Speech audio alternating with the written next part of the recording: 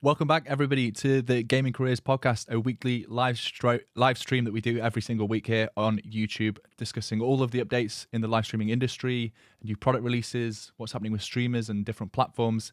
And we've got a pretty busy show for you. We obviously missed last week because it was Valentine's Day, and both of us have partners to entertain, let's say. But quite a lot to go through this week. We've got Facebook and its weird way of counting video stats, which probably explains some of the reasoning behind why we've seen so much growth on the Facebook side of things. We've got some large streamer platform news, both in terms of streamers re-signing with platforms, moving to platforms, and then also coming back to Twitch. And some interesting data actually from Hatchet about people that have moved from one platform to the other. We've got some new streaming gear to discuss. Elgato and DT have both released some new products that we'll be discussing this week. And then a whole handful of Twitch platform updates, as well as the YouTube platform updates that this whole stream title and thumbnail is all about. Really excited to discuss some of those. But before we get into all of that, let's talk to our co-host and check how he is. Ben, did you have a good Valentine's Day last week? Yeah, it was good. My wife and I went away for a weekend, which is pretty cool to get away for a bit. And then actually today is a holiday for some people in the US. It's President's Day, and I'm fortunate enough to have off. So excited to be here and had plenty of prep time at the podcast today, Pete. So I'm excited. Did you have a good Valentine's Day as well with your significant other? Yeah, I mean, we don't really celebrate it. If she listens to this podcast, which she definitely doesn't, she'll be very jealous that you guys went away for the weekend, because ours is much more low key than that. But let's jump into the news. Where are we starting, Ben? So I think the first thing to start with probably is going to be a story on Facebook and their video stat reporting. So we talked last podcast, which I think was 2 weeks ago, about the year in review from Hatchet and comparing Twitch to Facebook to YouTube on just the viewership and the growth over the past couple of years. So something that came out in our discussions, I think in our own kind of group, is that Facebook has been inflating sort of their video stats. And this is something we've talked about, I think, on past podcasts to an extent. But there's actually some documentation here sort of on how they're actually counting views on Facebook. I believe there was an article put out by someone that you kind of follow, Pete. Is that right? Yeah, Hank Green, who has been a creator on YouTube, he's probably like one of the OGs. Like, he's been around since the very beginning. But he always covers kind of like the platform side and what it's like to be a creator. And I think he runs a business that helps creators as well, certainly with YouTube. And he's been pretty vocal about how Facebook counts views, like you said, not specifically to do with live streams, but I wouldn't be surprised if it's exactly the same, but actually to do with video counts. And I was following this sort of Twitter thread from earlier in February, and he linked to a blog post that he did on Medium, which was actually from, I think, 2015 or something. Yeah, 2015, where it's talking about how Facebook was basically counting views and inflating their stats effectively to make the platform seem like a really great alternative to YouTube. And then a lot of businesses moved over and haven't seen the results that they were hoping. But it all really comes down to where they count the view from. And they basically count a view in the first 3 seconds. Whereas I think on YouTube, it's 30 seconds on, 30 seconds in, 30 seconds. A view counts. And obviously YouTube's whole platform now is built around watch time and how long people stay watching a video for. So yeah, it's pretty shady, and it would be nice if places like Hatchet, which we obviously were looking at the report in the last podcast, took things like that into account, but I don't really know how they could, because they don't have access to the same levels of data as Facebook do. Yeah, I think it's also just how Facebook does the reporting on that kind of stuff, because if they're accessing APIs to get that info, that's probably just how Facebook puts out view count info. So there's not a whole lot Hatchet and those other scraping services can do. But that was super interesting, the fact that it's a 3-second count for a view on Facebook versus 30 seconds on YouTube. So that's like a 10x difference, right, in that view count. And also, you have to think about the way that videos get shown on Facebook versus YouTube, because they're like in a news feed, and you might see one autoplay versus on YouTube where you really have to click into a video to start watching it. So it's tough to compare those two to each other a lot of times. The other thing that I thought was really interesting about that article was he talked about on YouTube, there's a big issue with people stealing YouTube content and re-uploading it on there. Because if you just take like a YouTube link and put that on Facebook, Facebook's not going to promote it because they want to keep you on Facebook, right? But if you take the same video and just upload it natively on Facebook, it does well. So because of that, a lot of people will take other people's videos and upload them as their own. And then the YouTubers can't really do anything about that because copyright is not the best system for control for this kind of thing on Facebook. So that's just interesting because I don't spend a lot of time on Facebook myself, but I could see why it'd be a big problem if you have maybe Pete, even some of your videos are on over on Facebook. You never know. Yeah, I mean, it's interesting that you say that because I've never checked. YouTube has like a handy way of being able to see where they've detected that your content has been re-uploaded, because they have the whole content ID system and they scan basically every video that goes up to see if it's got any copyright material in, but they also scan it to see if it's a re-upload of something that's already existing on YouTube. So as a creator on YouTube, you get to see what has been uploaded that YouTube thinks contains your content. And sometimes that's useful. Like sometimes it's just people streaming and like watching one of my videos, which is fine. But sometimes it's literally like somebody has re-uploaded my video and is trying to build a channel from re-uploading videos, and obviously that's not fine. But I've never looked on Facebook. It would not surprise me if somebody had made like the Gaming Critics Facebook page and was just uploading my videos there and profiting, and me not seeing any of it, and all the audience thinking it is my channel. I should probably check that out. I'll write that down on my little to-do list here to look at afterwards. But yeah, I think overall this article, even though it's 7 years old now, is that right? 2015 was 7 years ago.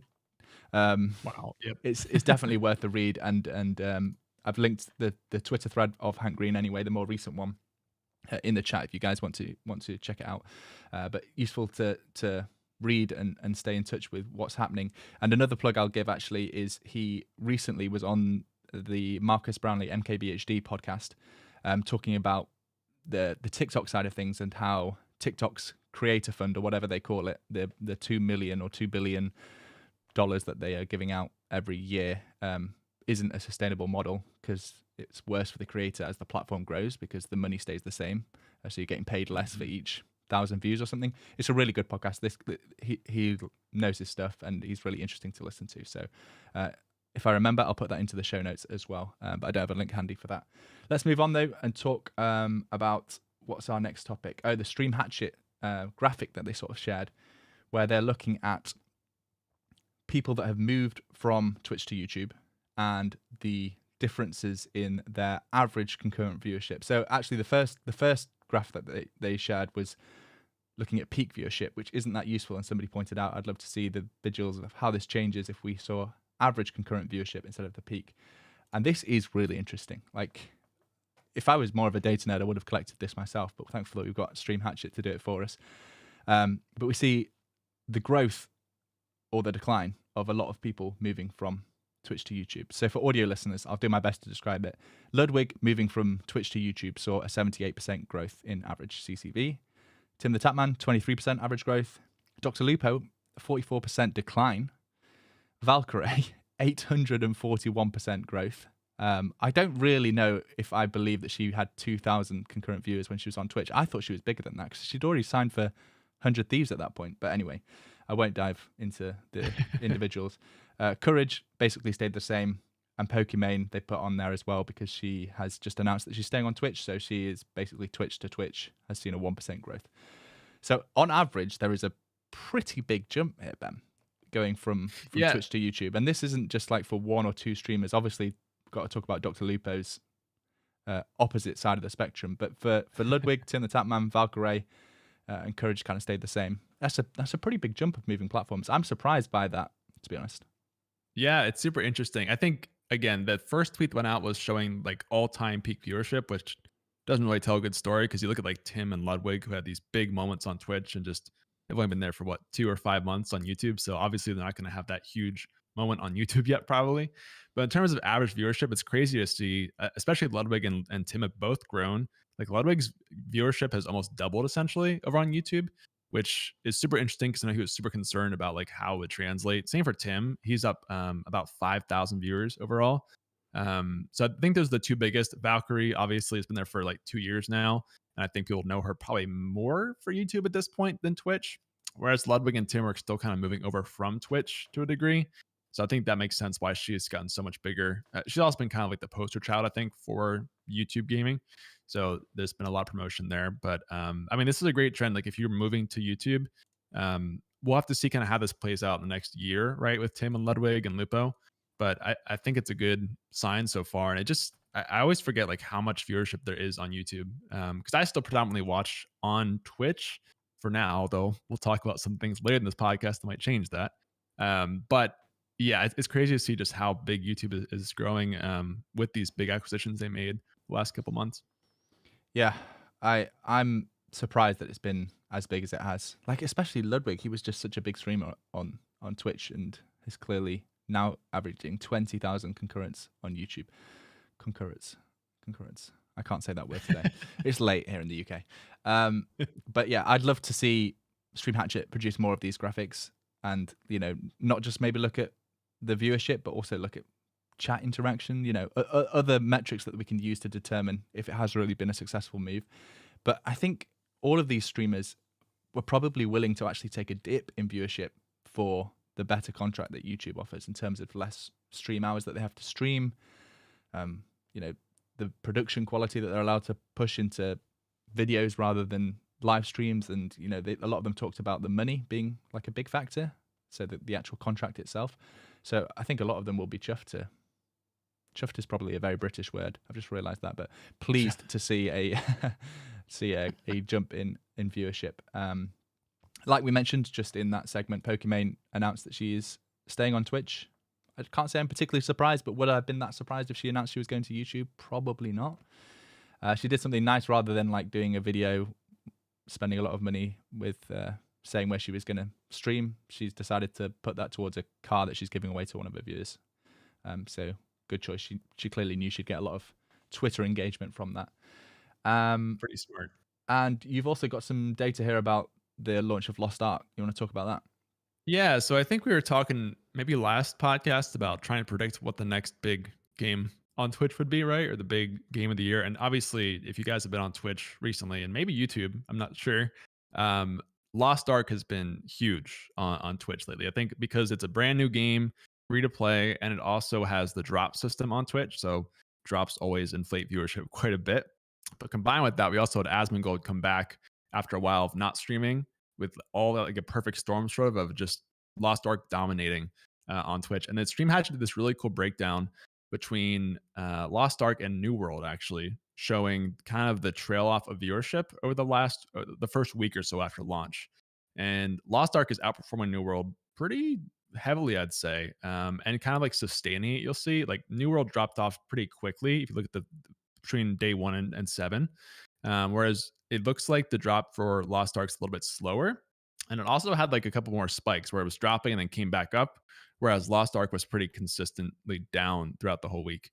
So it's super interesting. I haven't played much Lost Ark, but it's always cool to see a new game kind of take over Twitch, and there's a whole new hype factor to it. I'm curious how long this will last, Pete, but it's cool just to follow the kind of the streaming meta for games and to see what the next big game will be.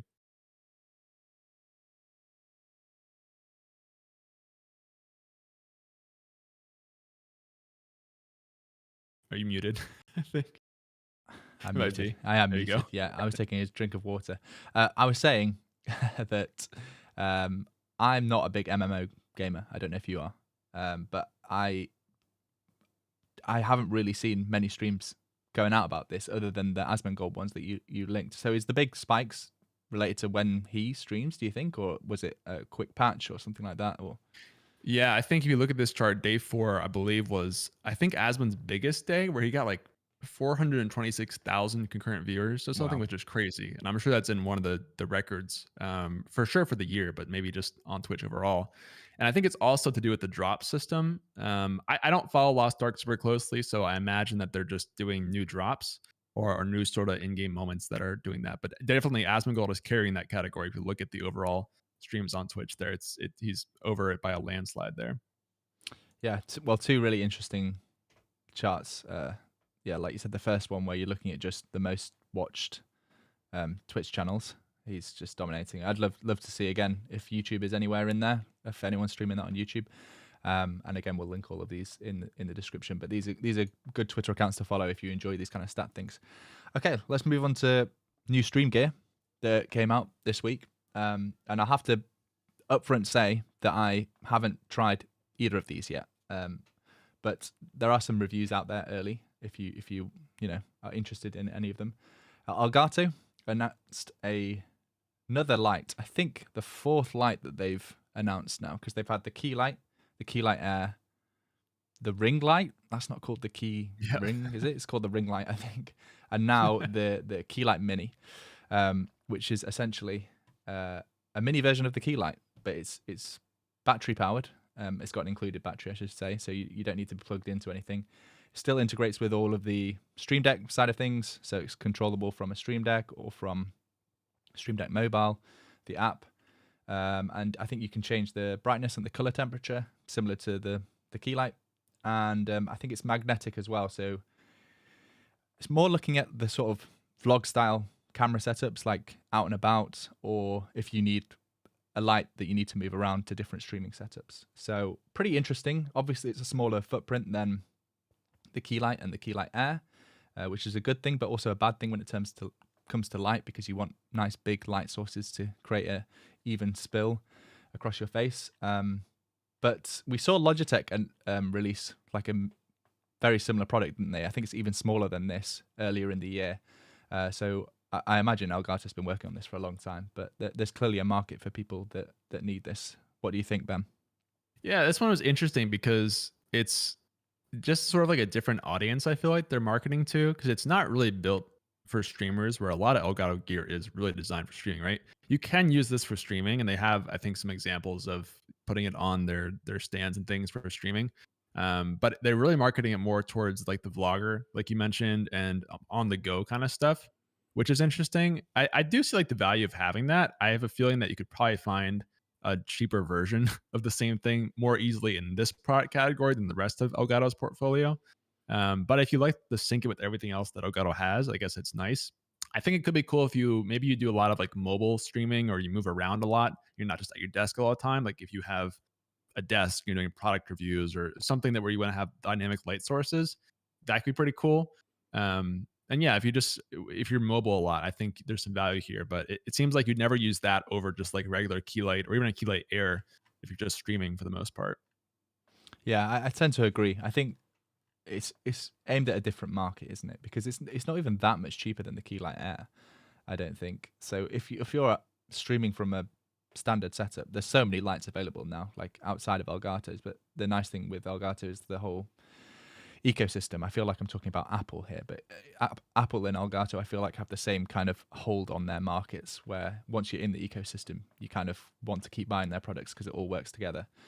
And this, like, I understand the thought of being out and about and needing a light on top of your camera, and this seems like a good solution for that. But like you said, there's probably plenty of alternatives. But then you're not going to have your Stream Deck with you. It's not like you're going to be, I don't know, walking around with a USB cable and a laptop in your bag just so that you can use a Stream Deck. So I think this is more for, like streamers that want to move around their house and maybe have like a few different setups and don't want to invest in lights for every setup.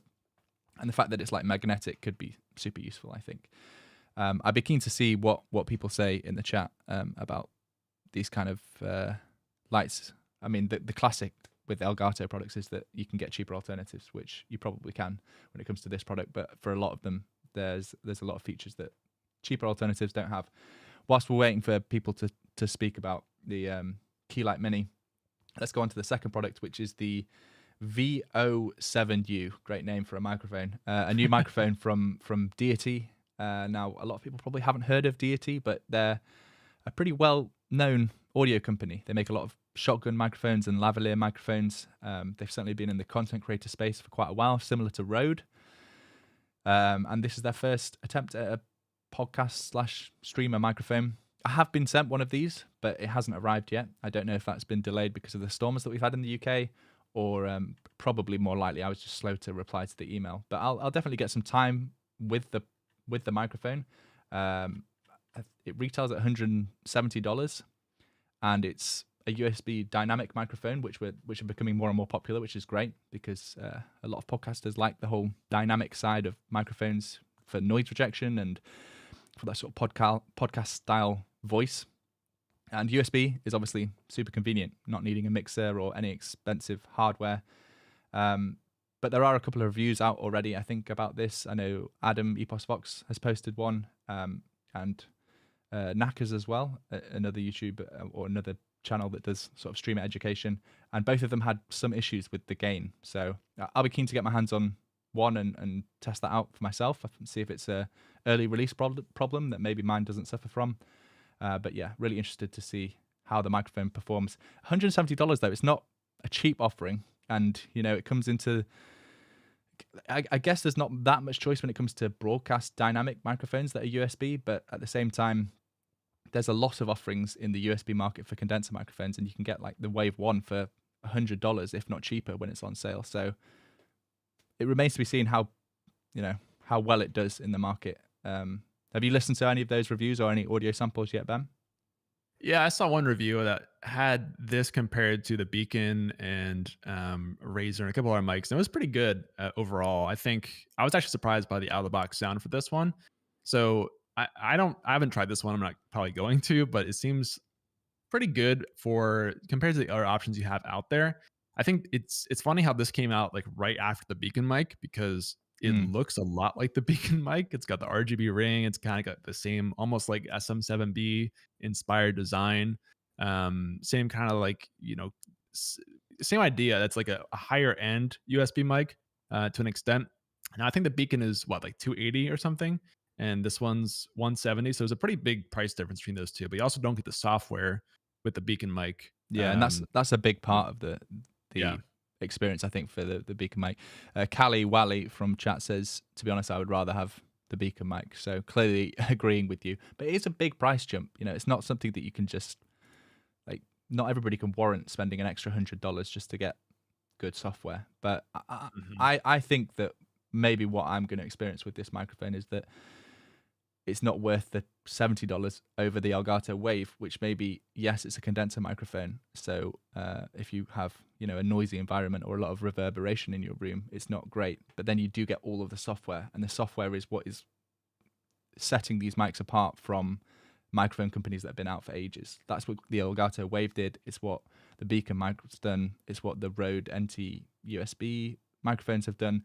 The software and being able to manage all the different audio channels for your stream and submixes and things like that, that's what sets it apart. So this could be a popular microphone, but the fact that it's plug and play maybe appeals to a different audience, and I think it might be out of budget for some streamers that maybe need the features that come with the software on these other mics. But we'll save it for a proper review. I'll probably try it on the podcast at some point, so you guys can have a whole hour of listening to it to see if it's the kind of microphone for you or not.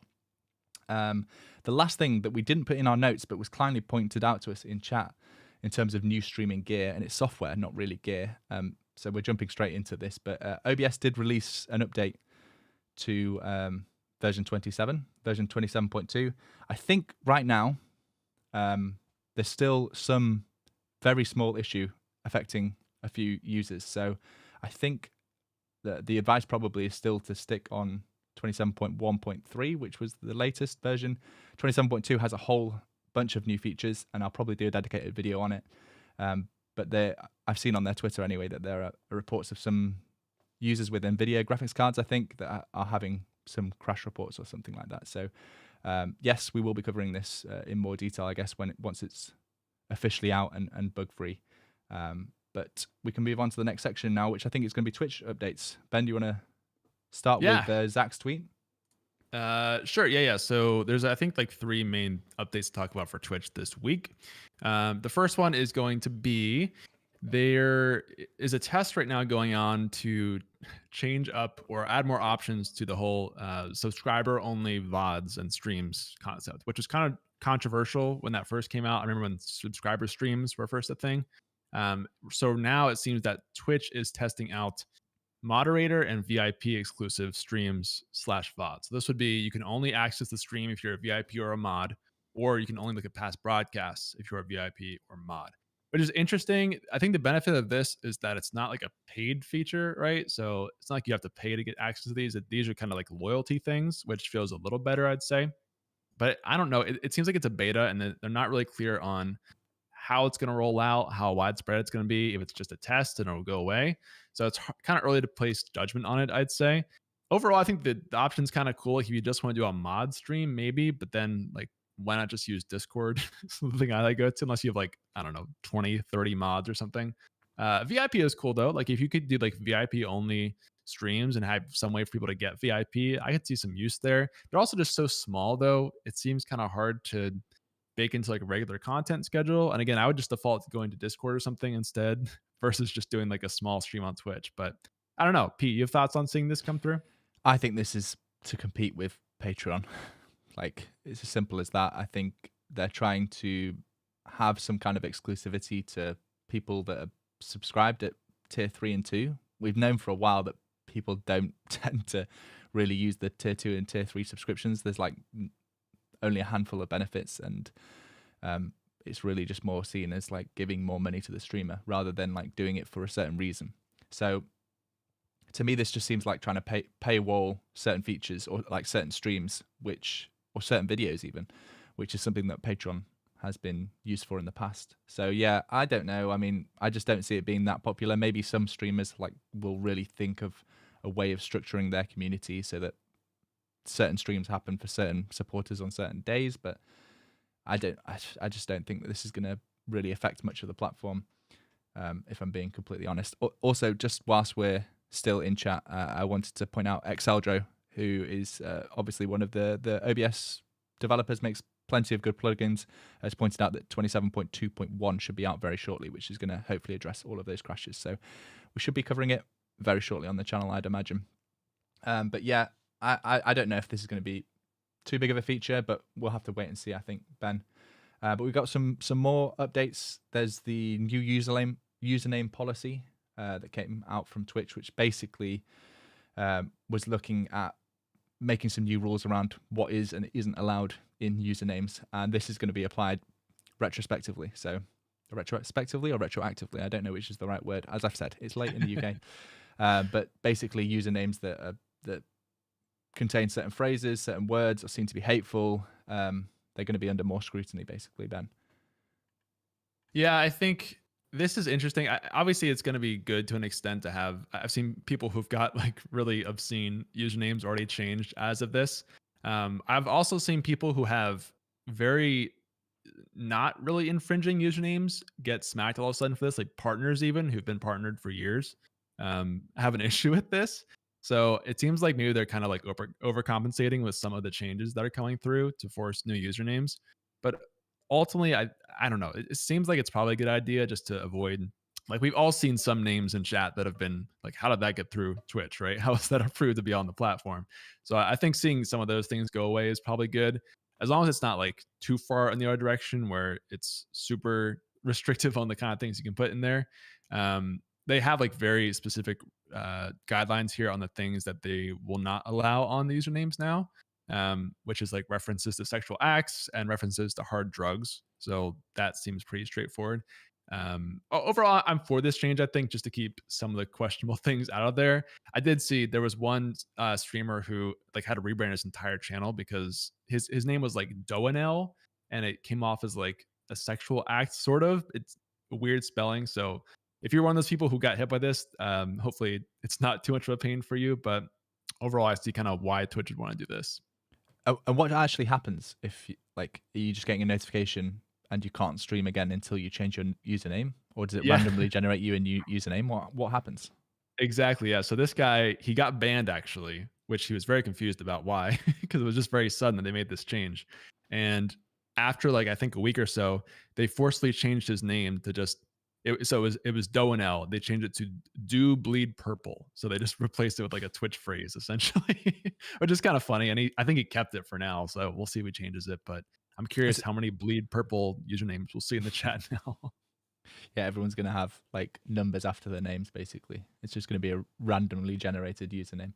Okay, interesting. Well, thanks for following that more closely than I did. Last Twitch update, I think, is all to do with moments. I think this is pretty cool, actually, Ben. I'll bring up the screen share here. So essentially, a new feature, and I think this is starting to roll out to selected partners and affiliates. Maybe US only first. Sometimes that's how Twitch works. Mm-hmm. But this is essentially clips, but you get rewarded as a viewer if you were there when it was originally created. So if you were there on the live stream as a clip happened, the streamer can save that as a moment, and I think they can generate up to 5 a month or something like that. Yeah, I've seen that somewhere. 5 moments per month to give to their viewers. And there's some screenshots of how this looks for the dashboard. But essentially, you're giving this just seems like it's going towards like NFTs, doesn't it? But you're giving your viewers the ability to like have a badge because they were there when a certain moment happened. So this is just going to create FOMO, and like for these people that are diehard fans of Twitch streamers that watch every single minute, they want to have all 5 badges every single month to prove how keen they are of a viewer. But I think this has some like cool, unique cases. But Ben, I'd be keen to hear what you think. Maybe you're the opposite. Yeah, so I had to dive into this a little bit because it was a little confusing how it works. Initially, they have this article is pretty long. Thankfully, it goes into a lot of detail. The idea is basically you create a clip, and then that clip becomes a moment in this new category. And as a viewer, you can collect moments over time. So you can up to 5 a month on a channel, and only 5, and they don't roll over. So like if you as a streamer don't create 5 moments, then you don't get 6 the next month. You always get 5 a month if you have this feature. And the way that it works for viewers is you get a evolving badge. So it's not like you get a unique badge for each new moment that's created, which is what I thought originally. It's like once you get 5 moments collected, your badge levels up. And then after 10 and 15, you can see there's a whole diagram there on the article that maps it out. I think that's interesting. I was kind of hoping it was more of like the unique one, but maybe that's also more work to go create badges for, hundreds of unique moments. I think it's a cool feature. I saw some people kind of memeing that this was just like another clip system that's no different when it came out. But I think it's cool to have these kind of special bits that you can reward people for just being part of the stream, and still have like a cool evolving badge, because Twitch doesn't really have a lot of badges besides stuff you pay for at the moment. So it's kind of cool to see this being something that you can just earn by being in a stream over time and kind of show off the loyalty for being in those places. So I'm excited for it personally. Yeah, I don't hate it. It can seem a little bit gimmicky, but like I've just looked now, tier 20, 275 moments earned. So who's going to, if you can only earn 5 per month, exactly, you've got to be a long-term viewer to be hitting tier 20. But I think this is cool. It's kind of harmless feature. People will be upset that Twitch aren't solving bigger issues, but like we've said many times on the stream, different engineers are working on different features. So like the people building this have probably been building it for a good few months, and they're not going to get taken off that to fix the MCA or something like that. Some opinions here in chat. Indie Game says another feature Twitch won't let you actually browse. So once you've had your moments, that you're actually going to be able to go and find all the moments that you've been a part of, surely. You can. So a couple of things about the mechanics of doing this, which I also looked into. So you can create a moment during a stream as a streamer, or your mods can do it too. And it's just like an action button in your dashboard or a chat command. And once you create the moment, as a viewer, you have to claim it within 3 minutes of it triggering. So it's not like you can come anytime during the stream and claim it. It's like a very short window that you have to grab it, which is kind of interesting. You can't be lurking. Once yeah, exactly. You have to be pretty active to grab it, which is kind of cool, I guess, to reward engagement. And then after you've created the clip/moment as a streamer mod, you can edit the duration or like the end and start point of it for 24 hours after you've made it, but then it's locked in. So kind of interesting, just little things about it. I was thinking this is something you could go create like after a stream and then make it a moment or something and give it out to people who were there. But no, this is very much you have to be there, manually trigger it as the streamer, and they have to claim it. So it's going to be a very manual process when it first comes out, I think. Yeah, you're going to need to have some active mods helping you like create the right clip. I guess you're probably not going to be anal about making sure that the in and out points are exactly as you want it. It's not like it is an NFT, but it's, I guess, yeah, it's just an evolution of clips, really, isn't it? I wonder if it's going to make clips redundant, because people will be like, oh, you weren't even watching that stream because you don't have the moment badge for it. So you're clearly not, a pure Amaranth fan like I am. But we'll see. But yeah, pretty nice new feature. I think, is that it for Twitch features? Have we got one more? Yeah, that's it for Twitch features. So we're just going to go on to the YouTube stuff, which I think is even more exciting than that. So do you want to start with the first one of those, the co-streaming, I think it is? Yes. So YouTube has announced that they are going to be working on collaborative live streams in 2022, which in the picture that I saw was like a side by side of two streamers, essentially just in the same view, which is kind of like TikTok and a lot of these places that'll have like I don't use these platforms, but you know when you can like a cameo or either two people kind of doing the same thing at the same time. I think it's trying to replicate those platforms that have done this for a while. Like Twitch doesn't have this feature right now. It's also kind of almost like video conferencing to an extent, but just making it really easy to do in one stream, I guess, where it just kind of takes care of the joining a room for you and making the stream. So this is kind of interesting. It is different than Twitch. Like I think this is really targeted more at IRL streams and just like conversation streams versus playing a game together or that kind of thing. It looks very minimal. But I know it's very popular on platforms like TikTok and Instagram and that kind of stuff. So I could see it working well on YouTube if it's super easy for new streamers as well. Yeah, I mean, essentially, if I swap to this scene, it's this, but we would both be streaming. It would like be linked between our two accounts. So if you were streaming Yeah. on yours, you'd also have this view, and I'd have this view. It's like you said, it's very similar to what you see on Instagram when somebody goes live with somebody else. It like tags, it sends a notification out to all the people that follow those two accounts. And so you can see them have a conversation. And I'd be interested to know if they're gonna, go the next step, and you're gonna be able to invite people from chat onto the show, those kind of things. But yeah, there's definitely a market for this. Maybe it's not the same as the market that the gaming careers audience is, which is usually more higher production live streams than just like two cameras and talking. But there's certainly going to be a market for this, and YouTube will have done their research and seen how popular this is on Instagram. You said maybe you can do it on TikTok. I don't really browse TikTok that much, so this is probably a feature that you can do there as well. But there's certainly demand for it from users. So it'll be interesting to see. It's basically like a collaboration, but it's kind of linked between the two accounts, which is really nice. So it could be really natural because it would promote to both accounts this new audience, wouldn't it? So I think it makes it super easy too. So if you're not very experienced streaming, like you said, with this audience maybe not being that category, but you want to do a collaboration, like I feel like I mostly see this between like sometimes celebrities and people just want to have a really quick go live button for this kind of thing.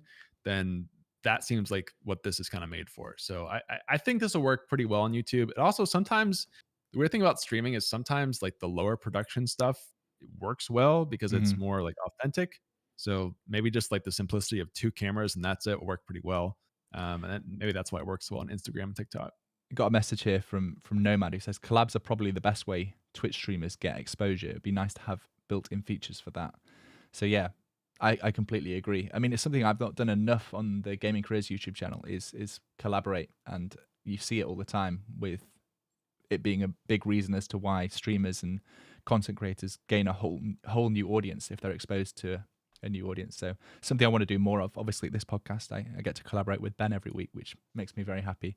But that's not the only feature we've got. There is also, I think this is the more exciting one, and I'll bring up the screen share here because this is a tweet from Neil Mohan, who is the Chief Product Officer at YouTube. So very, very high up. You've got Chief in the name. They're one of the goats, who has basically teased a feature which I think has gone out to 5% of users, and it might only be on Android because obviously Google, who owns YouTube, wants to promote Android as much as possible. So I don't know if it's yet there on iOS. What'll be really interesting is if the audience here today, the people watching, could check on their phones to see if this is happening for them on this live stream.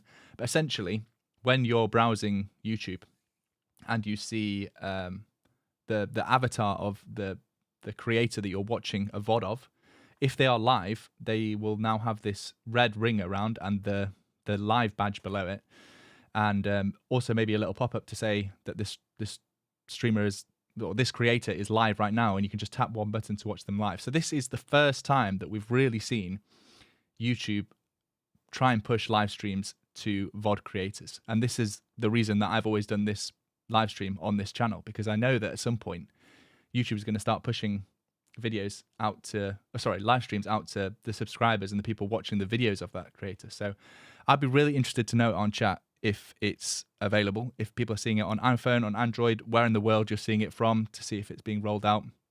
We've already got one, yeah. So I got this name wrong earlier. Indie Game EX. Game EX. Indie Game EX says, yep, it's on my iPhone. So it's not just Android. I take it back. So yeah, seeing it on iPhone as well. And I'd be interested to know, is that for this channel? Because that is a really, really cool feature. You're going to get, like for channels like mine, I have a huge library of videos that people are browsing the whole time. And then for 1 hour a week when we do this live stream, people are going to see a little live badge and hopefully come and watch the podcast live, which I think is great. And then we got another one on Android. I can see it, and I'm from India. So this is appearing. Maybe it's been rolled out to more. Maybe it's being rolled out to certain channels rather than certain viewers. So like certain channels will have it enabled on theirs. But I've spoken for a while about how much I love this. Ben, can you poke any holes in why you hate this feature? I can't stand it. I hate discoverability on YouTube. No, this is really cool. I think this is one of the features that people have asked for the longest on live, because it's such an obvious thing, and it's very much like what you see on Instagram with that kind of outline. Sometimes it's huge though for YouTube, because you think about how often that, first of all, mobile alone, it's only on mobile right now, which is kind of sad, but also mobile is a huge audience on YouTube. So and it's both on Android and iOS, seems like from the chat today. So that's a huge audience that's seeing that you are live while that video shows up. Now, obviously, you have to make videos for this to really be useful, I think. But I think the fact that you could make a video and then put it out and then go live right after, which is something people are already doing on YouTube. Now you'll have the actual live button showing, like, as your new upload comes out, people just click that and go watch you live instantly. That's going to be huge, I think. Not to mention the fact that you're just browsing the back catalog, like you said, of stuff that's just always getting views on YouTube. That's also going to show that you're live. This is like the first really big feature I've seen from YouTube for discoverability. Now, it's a really small feature, right? All I did was put a ring around your profile picture at the end of the day. But like the impact of what this means for how much you can drive traffic to your channel now from just creating videos is huge, I think. So this is really exciting. And I think this is like the most compelling thing I've seen from YouTube in a while on why you might go to YouTube instead of Twitch, honestly. I mean, I think it's funny that you say it's a small feature, because it's a tiny feature. At the end of the day, it's a bit of color around a profile picture. Like, it's probably not even the hardest feature for an engineer to implement, but it makes so much sense. And I think a lot of people were expecting this to happen at some point for YouTube. But now that argument that a lot of creators like myself say about, if you want to grow on Twitch, you need to have an audience on another platform and bring it across. And YouTube is so great at serving up really relatable, good quality content, even if you don't have a big subscriber base. And now this is going to accelerate people's live streams on the platform as well, because, you know, create good content that people end up watching in VOD format and then live stream on that same account. And they're going to push people to your live stream just purely by showing them that you're live. So yeah, I think 2 big thumbs up from me on this. I wouldn't be surprised if features like this are the reason that smaller streamers certainly start to move over to YouTube. Yeah, I think it's just a massive thing, right? Because you don't have anything like this on Twitch right now.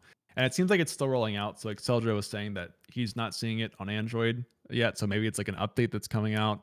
Obviously, it's not on desktop either, which would be really nice, because that's probably the way I browse a lot of YouTube myself. But like small steps, and mobile is huge. I mean, I still think that's the majority of people watching YouTube. So if this rolls out to all platforms and countries and everything else, then this could be a huge difference maker. And I would definitely make more videos and maybe look at doing YouTube streaming after looking at this, because I don't know, I get excited by having more ways to actually get seen, because I've just been on Twitch for so long at this point. I assume that's the only way you can do it. Yeah, and so many people have had that as the pain point of Twitch, like the discoverability. It's difficult. And the fact that the advice that creators like myself give is to build an audience on another platform to then bring across to Twitch, that I mean, it makes sense, but it doesn't make sense from Twitch's point of view. Like Twitch doesn't want that to be the answer of how a new streamer becomes popular on Twitch. They don't want to promote other services to then bring an audience across. But YouTube has that problem solved, because they already have, 2 billion visits a day or something like that. It's just absolutely nuts. They already have the traffic, and now it's just about linking up the VOD and the live side of things. And this tiny little feature of a red ring around somebody's name when they're live, I think is going to be huge. And it excites me that even though Ryan has left, they're clearly going to be still pushing forward with all the YouTube side of things, all the things that they promised in that roadmap. Exactly. That was my big concern when he left because he was kind of, again, the poster child and the face of YouTube, talking about we're doing all this discoverability and we're going to add new features and gifted subs. And then when he left, there was a lot of concern of, well, is that still going to happen? And Susan put out the letters saying that it was still going to happen, of course. But it's nice to see an actual feature come out. I think this is like the first feature we've seen for discoverability so far, right, Pete? And I hope there's more. Like, I hope this is just the first of more coming.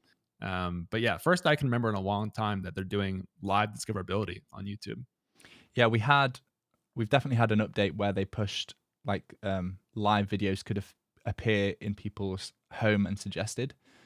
So it just took up the same spot that like a video would. But if you've watched a lot of gaming careers videos and then you happen to be on the YouTube homepage when I'm live or when we're live, then it can be suggested. That was a feature, but I think that came out like 6 months ago, honestly. I don't really remember seeing an announcement by that, but I remember we've seen a lot of comments in chat that they've arrived at this live stream from the homepage rather than, knowing it was happening from Twitter or Instagram or somewhere else that we post it.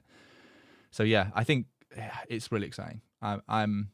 There were some comments earlier on like, why is Tim the Tap Man in the thumbnail? I mean, partly clickbait, but also because he's got the red ring and the live word below him. Exactly the feature that we're talking about so much. What is this? An actual live stream in my suggested list? Well, there you go. A perfect example from Chriscast. I think that's a TF2 creator back from the day. That's the game that I used to play many, many years ago at a high level. But yeah, really excited, Ben. I don't really have much more to say on it unless you do. No, I mean, again, I hope that this is the first of more stuff to come. Because like you said, I mean, it is like a small actual feature on the page, but the implications are huge. I would still love to see an actual directory. I know that's kind of controversial on YouTube, and Fizz was talking about how he wanted to get away from a directory. But at least something else to browse them more easily, right? Because it's still tough to like go look for live streams in a category compared to Twitch. So that still seems like a big gap to me. Yeah. The more I think about it, the more I like agree and disagree with Fizz's point of view, because they want to be much bigger than just Twitch.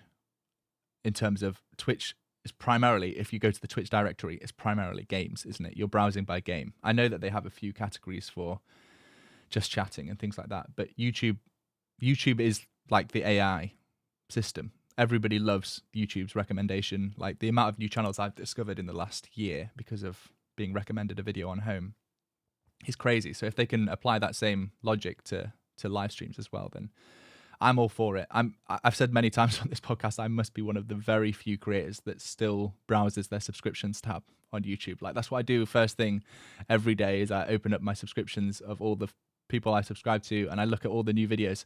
And I'm really nerding out about it because I'm thinking about which thumbnails and which titles I've clicked on. So I'm also applying it to like a learning perspective. But I know that the majority of people never go to their subscriptions tab. They just browse on home and they're all browsing on mobile. Like you said, like 60% of viewership's coming from mobile now. So anyway, we're learning a lot and we've talked a lot, but we should probably wrap this up because it's getting pretty late here in the UK. And we're going to be back next week. That right, Ben? No plans next week?